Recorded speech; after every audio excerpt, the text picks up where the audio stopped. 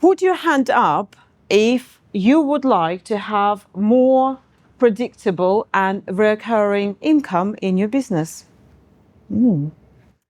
And raise your hand up again if not only you would like to have more predictable and recurring income in your business, but also you would like to have more time to enjoy it.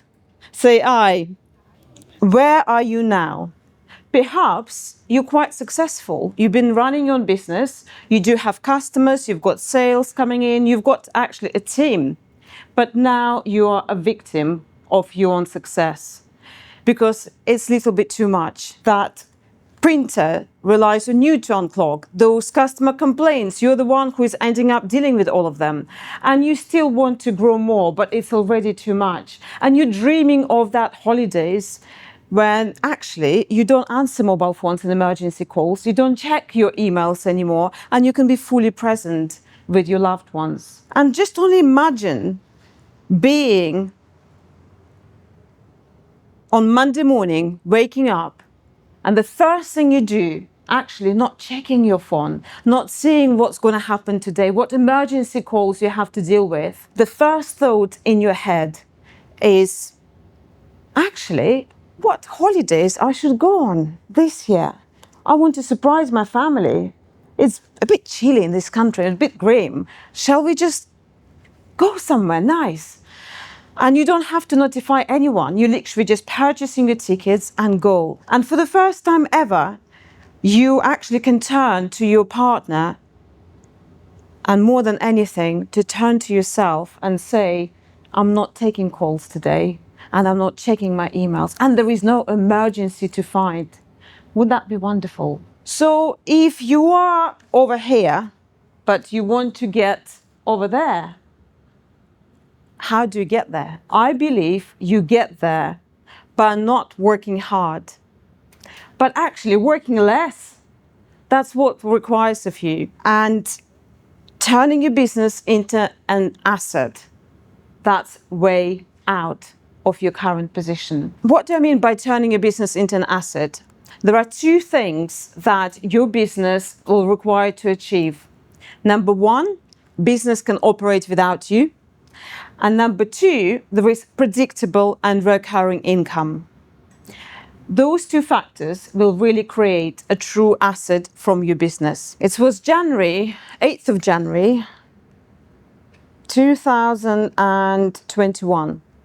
And I sat in my office, and my office is actually quite nice because I've done refurb in my office and I've installed Howden's kitchen units in there, and I've got big wooden oak table, so when my hand's sliding on it, I'm actually feel the natural wood, and it just makes me feel grounded. And I'm looking outside of the left side and I can see that window, and sadly I don't have pretty views.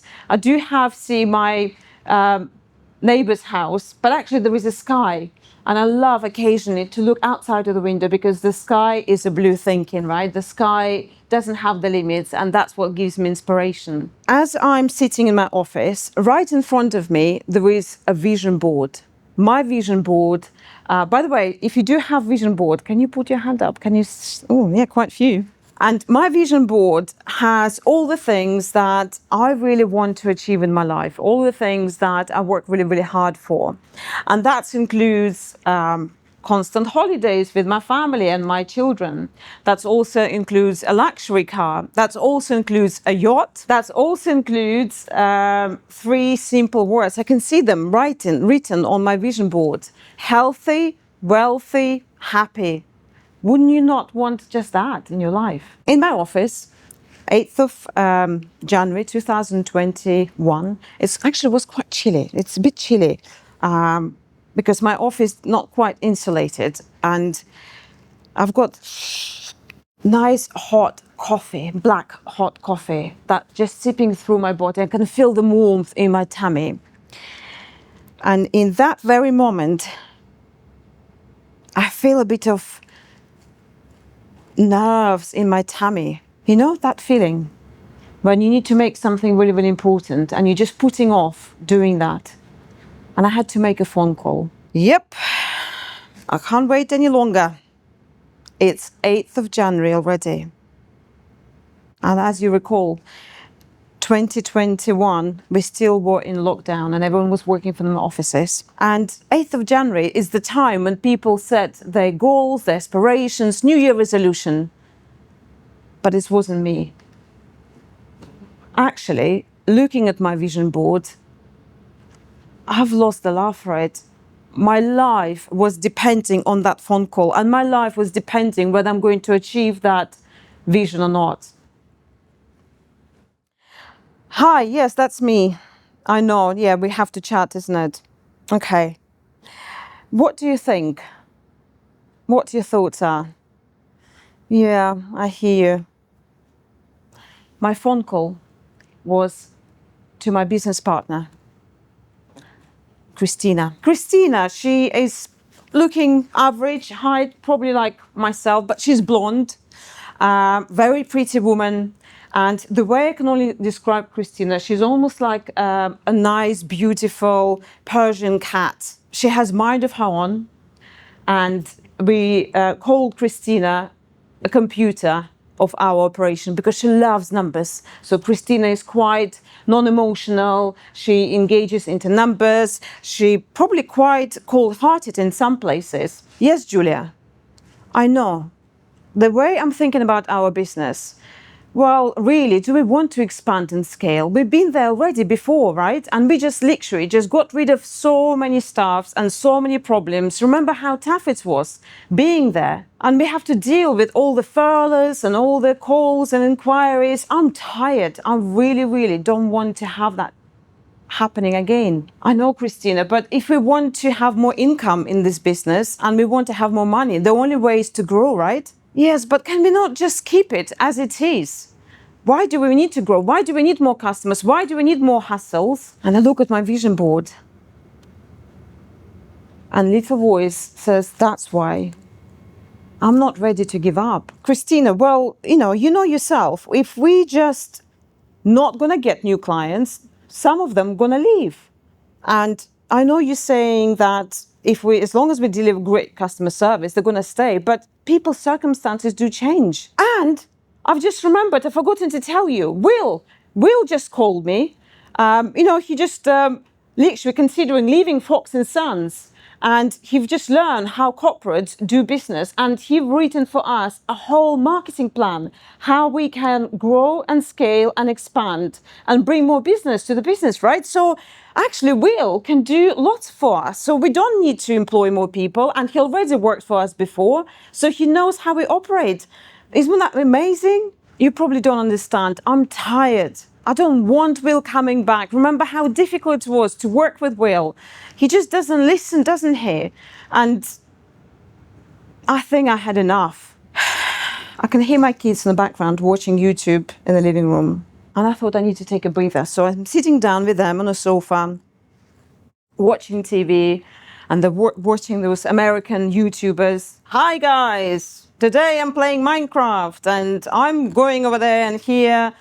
And it's all very, very loud and very American and very, I have no idea why they're watching this, but I'm just sitting next to them, digesting the call. And as I'm sitting there and thinking to myself, well, what do I do here?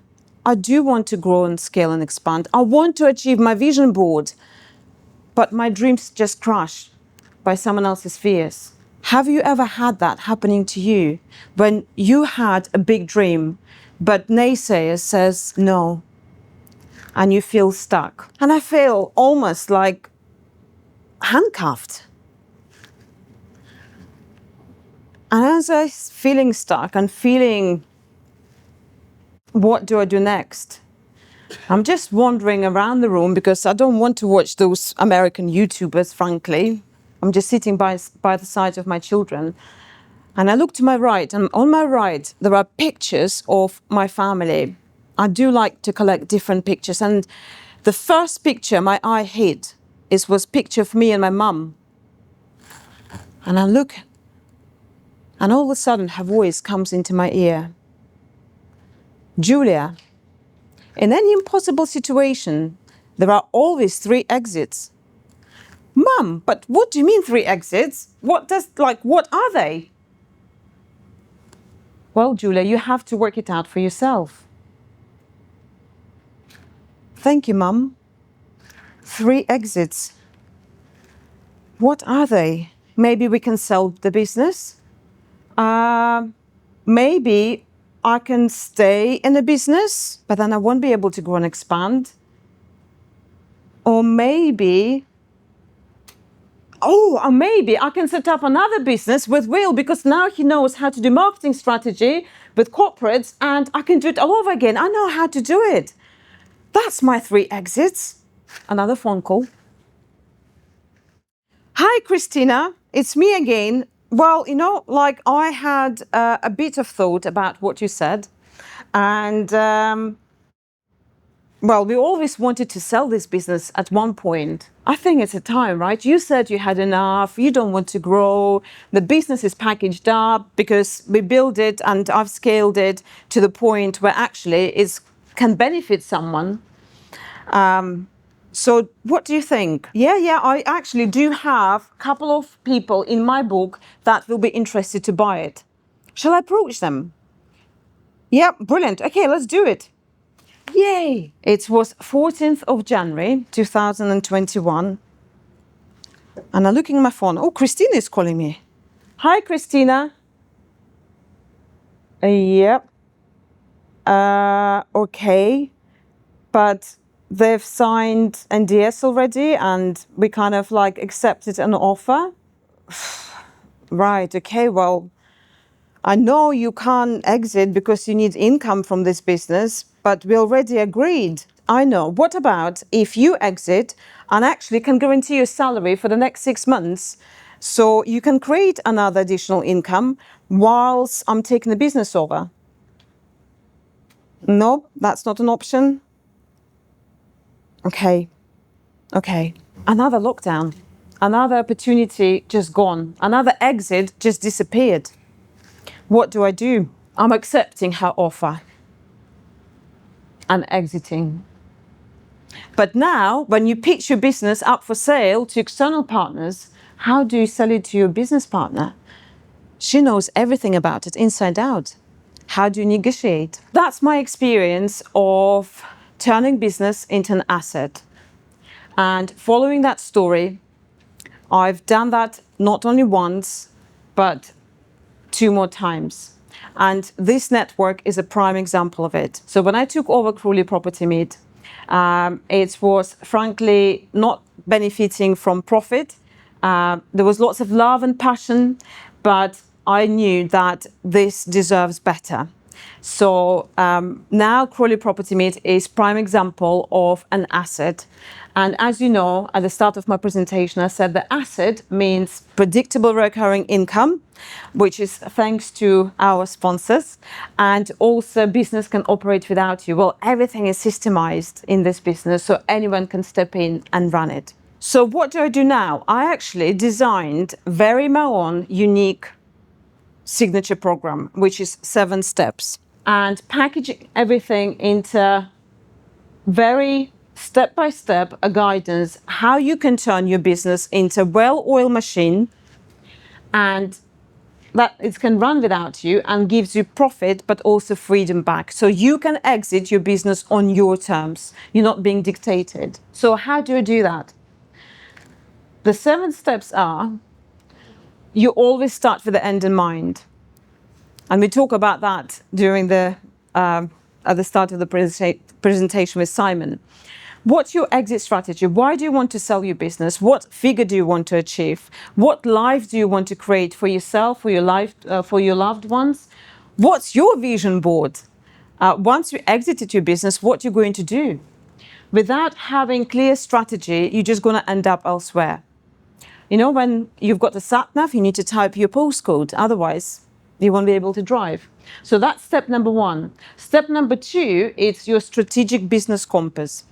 Hands up if you're running your own business right now. And put your hand up if you are the only company in the market. So there is lots of competition. What separates you apart? And I always use analogy of coffee shops. So can you name me a couple of coffee shops that you usually go to?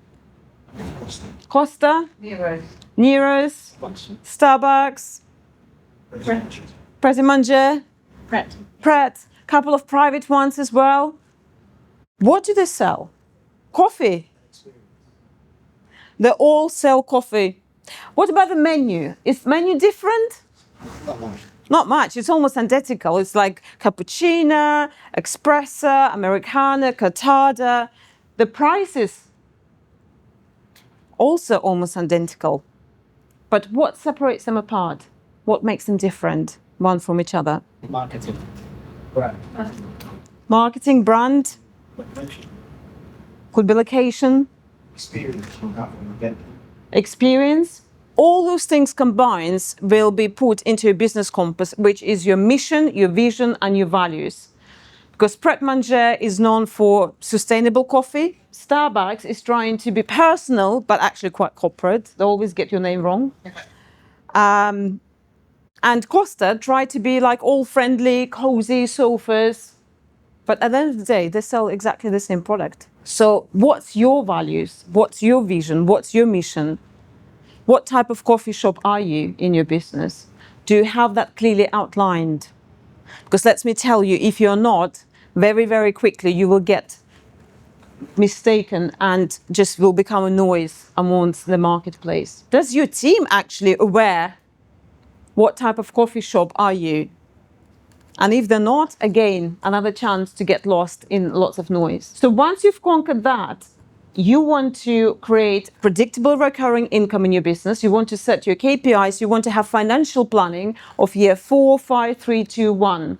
And also with that in mind, you want to create your sales funnels. How are you going to bring that business on consistent and recurring basis without you actually pulling the lever? And of course, once you worked out how you're going to do that, well, you need team to fulfill that order. And that's the biggest transformation where lots of business owners missing the point. Because if you have been in business for probably 5, 7 years plus, you've done something really, really well. And I call it muscle to hustle. Because if you recall yourself back when you started your own business, you were winning lots of business. You were exercising your muscle to hustle. You wanted clients, you wanted more money, and all of a sudden it's too much. You start hiring people, start hiring team, but you're still pulling that weight, right? You still hustle to muscle, and it's too much. You want more, but it's already too much. And what lots of business owners forget to do, they've developed very strong muscle of bringing the business. Now they need to develop different muscle of their team. So the moment your team becomes with very strong muscle, that's when you truly can extract yourself from the business. So you need to really turn around.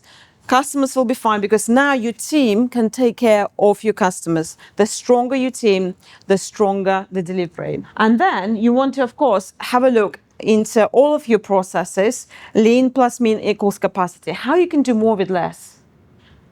In the days of automation, AI, that easily can be done. You don't need to hire more people. You just need to find more capacity. And once you've done that, you just document your process and make it trainable material, because no matter who's going to come and work for you, they just need to follow a standard procedure. And that's when you actually become truly an asset. That's when you can exit on your own terms, or actually not exit at all, but benefit from predictable and recurring income. So that's my signature and growth plan and steps, how you can turn your business into an asset. But there is one belief you must adopt. If you really, really want to scale your business and be exit ready, you have to fulfill those two objectives. Business can thrive without you, number one. So you're not unclogging that printer, you're not being a firefighter, and also you do have predictable and recurring income. So if you want to find out how you can turn your business into an asset, and actually how exit ready are you right now, I've got something very special for you. So you can book a consultation with me, which is free of charge, by just scanning this QR code, and we can dive deep into your business. I've got very nice founder index for you to complete, and we can have a look together, and I'll give you step-by-step guidance how you can turn your business into an asset within 12 months. Thank you very much. And now I'm open for any questions. Is there a kind of sector that you enjoy or business sector you enjoy working with the most for the exit plans? Yeah, so I specialize working with service providers. So I don't work with manufacturers or e-commerce because it's different kettle of fish. You have to manage stock, leading time. There are lots of other parameters. But service providers, estate agents, kitchen designers, marketing agency, accountancy firms, mortgage firms. So anyone who is also not LLP. And there is a reason for that. I was going to ask about your biggest success story with your clients. Is there one that comes to mind? Yeah, absolutely. Well, actually, a local client, some of you may be aware of this client, Inspire Agency, state agency, yeah. So Matt Cousin was one of my clients. We worked with Matt over a period of 18 months. And his ambition was to scale up his business. He wanted to do actually more. So by working together, we systemized the business. We put his team on fire. Actually, during working with me, he probably lost or changed 90% of his team, realizing, I call them tractors. So he swapped tractors for Ferraris. So now he has engaging team who just like absolutely smashing it. If you are following him on Instagram, you can see how personal they are. They absolutely love it. You won't be able to make your team if they don't want to be on camera and do what they do, because you're nodding because you've seen what they do, right? They do crazy stuff sometimes. You wouldn't get your team to do that if they're not love working for you. So yes, since working together, he bought another portfolio or letting business in Horsham, and then also acquired 2 private portfolios and still growing. Well, thank you so much. And if you do have any questions, if you would like to have a chat with me, obviously, we're going to go for break. So absolutely, if I can help you in any shape or form, I would love to connect. Thank you very much.